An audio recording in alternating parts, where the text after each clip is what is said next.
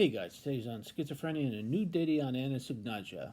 Schizophrenia and anosognosia, but before we get to this, please allow my brief prelude. As you know, I've conveniently recorded it for our mutual comfort, our mutual convenience, and our mutual luxury.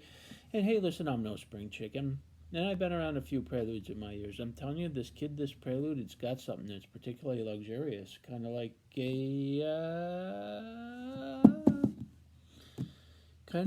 a dartboard.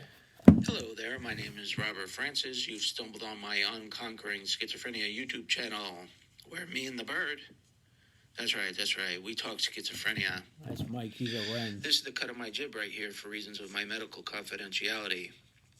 I'm a licensed clinical social worker times 15 years. And that's that. That's a lot of gabbing and chatting. I've been diagnosed with schizophrenia for a score 5 and 1, and that puts a little gray fleck in my beard. Advancing down the jib. Thank you for joining me on my channel. Now to topic. Anosognosia means a lack of insight. So if somebody has schizophrenia with anosognosia, it means they have very, very limited insight into their illness, meaning you could tell them blue in the face until you were blue in the face that something was a delusion, and it would not penetrate their thinking about that.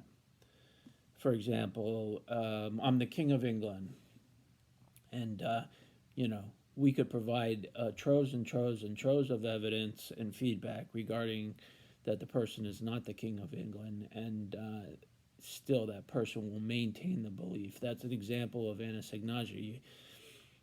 People have delusional content, and they can't be dissuaded from what they're thinking. If you want to understand schizophrenia in the global and the whole, understanding anosognosia is the anecdote. Anosognosia, if you do not have anosognosia, I do not, which means that I have insight into my illness. And then before I get to that, I just want to say anosognosia is not a value judgment in the least. It's a neuropsychiatric symptom, and it has nothing to do with a person's intelligence or capability, not in the least. It just happens. But if you don't have it, and that means that you're able to think about your symptoms and think about your delusions and your auditory hallucinations at a distance, and you're able to say, yeah, that was a delusion, or yeah, I had an auditory hallucination. And if you're able to do that, if you have insight, that means that you can recover from schizophrenia, because whatever happens, whatever triggers you, you're able to think about it and process it, and perhaps reality test with yourself or others. And you can discount the psychosis that you're experiencing.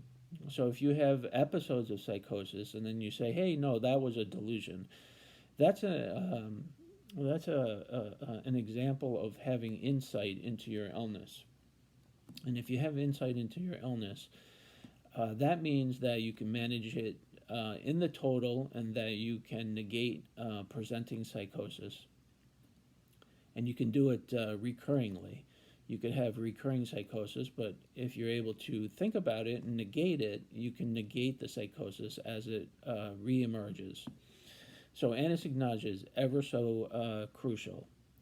And if you do not have it, that means that you can mitigate your symptoms and mitigate the illness and live more rationally and external to the constraints of psychosis. So again, anosognosia is huge. It's huge. It's a huge distinction in schizophrenia. Again, it's not a value judgment, but if you understand anosognosia, you're going to understand the presence of schizophrenia in yourself and in others in a very, very good and lucid manner. So a dartboard, experts on darts. People throw it and hit the center every time, the pros. All right, guys, running late. Have a great day, and we'll see you next time.